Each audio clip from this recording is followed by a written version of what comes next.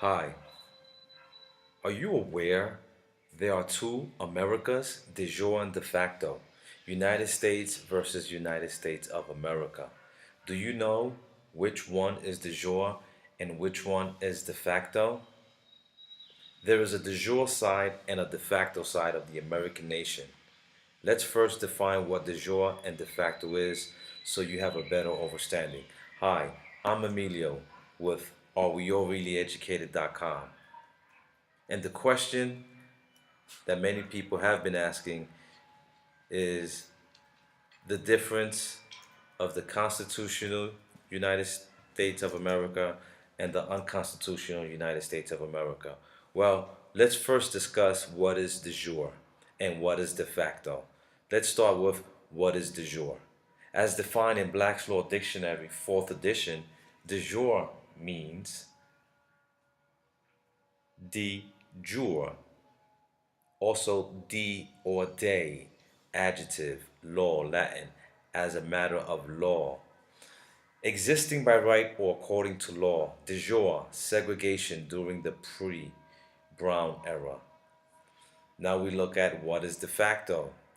As defined in Black's Law Dictionary, 4th edition, de facto means de facto, die facto, also de or de, adjective, law, Latin, in point of fact. 1. Actual, existing in fact, having effect even though not formally or legally recognized, like your municipal courts, child support courts, supreme is actually the highest court. So you have de facto, you have also the superior courts. De facto, when you get a ticket, when they want a contract with you because you went over the speed limit, supposedly 1 mile over the speed limit. That is all de facto, okay? So we have to understand that there are two different United States, okay? And we're going to discuss that now, okay? A de facto contract, illegitimate but in effect, a de facto government. So as I mentioned to you, okay, these su- lower courts, like your municipal, the superior courts, okay, having effect even though not formally or legally recognized, they're de facto illegitimate, but they're allowed by Congress to do what they're doing to the uninformed. This is why we are creating the information so you can understand that United States and United States of America are two different, I'm going to say, entities.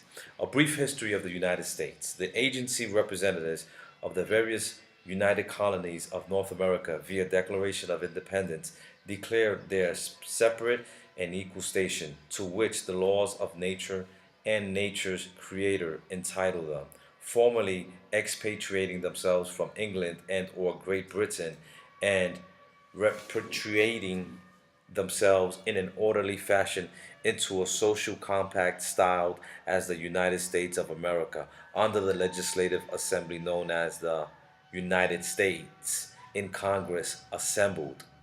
However, most people do not realize or understand that the primary reason for the expatriation and ensuing war was not taxation without representation, but the forced payment of taxes to the king in gold, not paper money.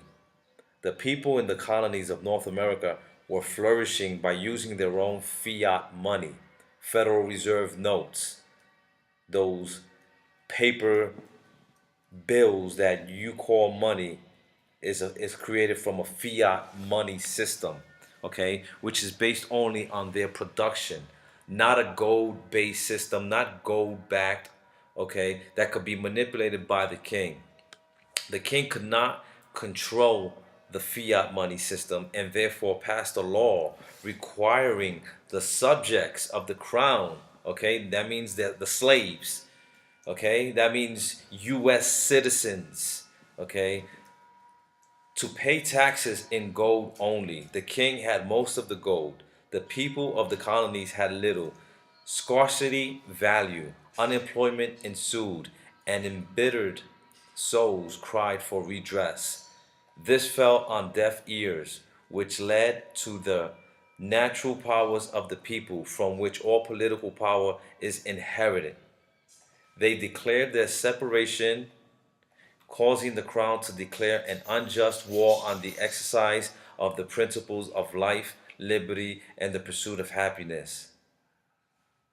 As the peoples of the colonies of North America had so aptly declared and laid before a candid world for the causes which impelled them to their separation.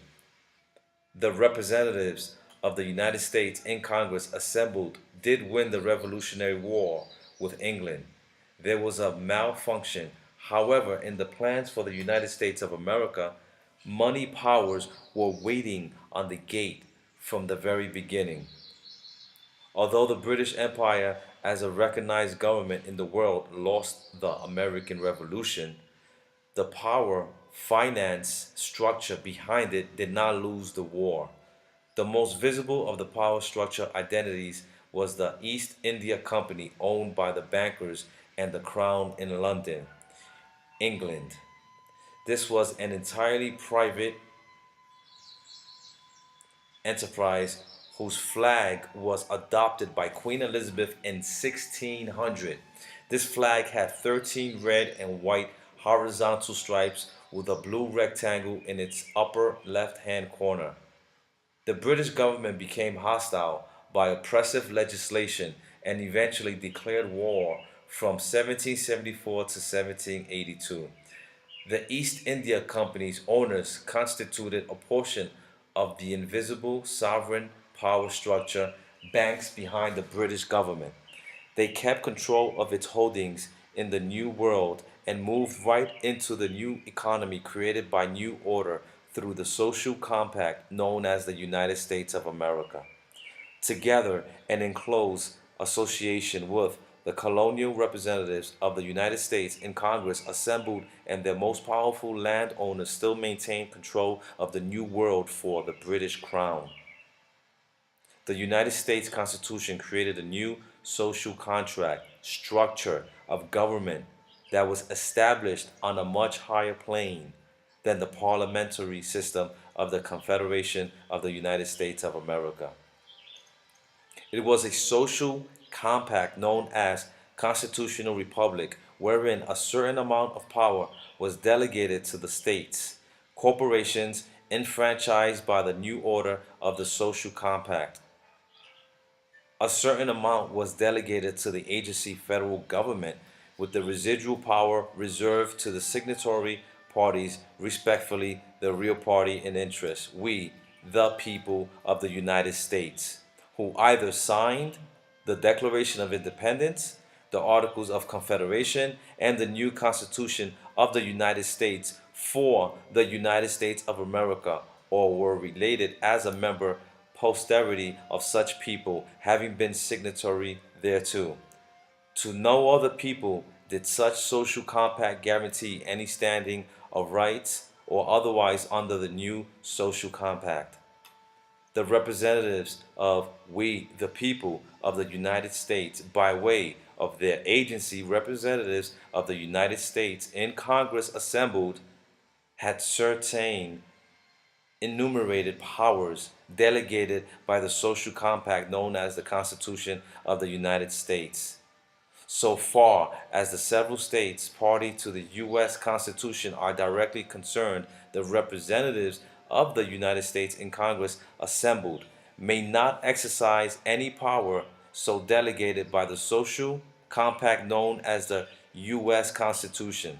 All power not delegated to the representatives of the United States in Congress assembled by the social contract is reserved to the several states within their respective territorial borders. or to the signatory people thereto, or their posterity thereof. Article of Amendment, the Fifth and Sixth of the U.S. Constitution. So in error, Article of Amendment, the 9 and 10 of the U.S. Constitution. Corrected. 9, IX is 9 and X is 10. To clarify and correct my previous statement. The Constitution was pushed and supported by the bankers through their associates for their own control over the construct known as the United States of America, created by the new social compact. Had the Articles of Confederation been completely adopted and or reaffirmed, instead of adopting the Constitution, which came about due to the Treaty of Peace with the Crown of England in 1782 and 83, the bankers would have far less control than they achieved. And because of the two Americas, that is why you have UCC, Uniform Commercial Code, and non-UCC, which Patrick Devine spoke about a lot. Understand the two money systems in America to get a better comprehension at the way the system works, and watch and see how you'll be able to regain your freedom once and for all. I'm Emilio with Aware.